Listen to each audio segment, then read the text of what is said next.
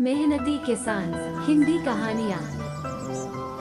एक गांव में गरीब किसान रहता था, लेकिन वह बहुत चालाक और होशियार था। वह अपने परिवार पोषण के लिए दूसरे की बकरियां भी चराता है। लेकिन उसकी पत्नी सुषमा बोलती है, सुनो जी, घर में कुछ पैसे की जरूरत है। ये बकरियां चराने से कुछ ज्यादा पैसा नहीं मिलेंगे, आप कोई और काम ढूंढ लीजिए।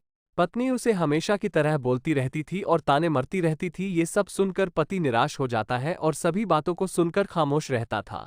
लेकिन वह अपनी पत्नी की ताने सुन सुनकर परेशान हो गया था। वो हमेशा सोचता था कि मैं कौन सा काम करूं और ज्यादा पैसे कमाऊं। एक दिन वह अपने पिताजी के पास पहुंचता है और वह अपने पत्नी के बारे में सभी कुछ परेशानी बताने लगता है।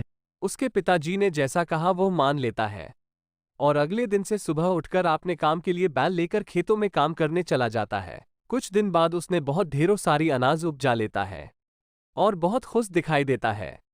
मन ही सोचता था कि मैं इस अनाज को मंडी में बेचकर अच्छी पैसा कमाऊंगा। कुछ देर बाद उसने अपनी अनाज को बैलगाड़ी पर सवार होकर निकल पड़ा था। गांव से शहर बहुत ही दूरी पर था। उसने धीरे धीरे शहर के नजदीक पहुंच गया। किसान ने अपने मंडी वाले सेठ से अनाज बिक्री करने के लिए कहा, लेकिन सेठ ने उस अनाज की कीमत बहुत ही कम लगा रहा था।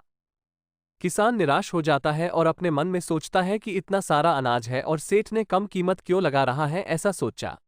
किसान ने अपने घर की जिम्मेदारियां को देखते हुए अपनी अनाज को मंडी के सेठ से कम ही कीमत में बेच देता है और पैसा लेकर आता है। गांव आते ही अनाज की ढेरों सारी पैसे जी मिले थे। वो पैसे अपनी पत्नी को दे दिया और सभी परिवार आपस में अच्छे से रहने लगे।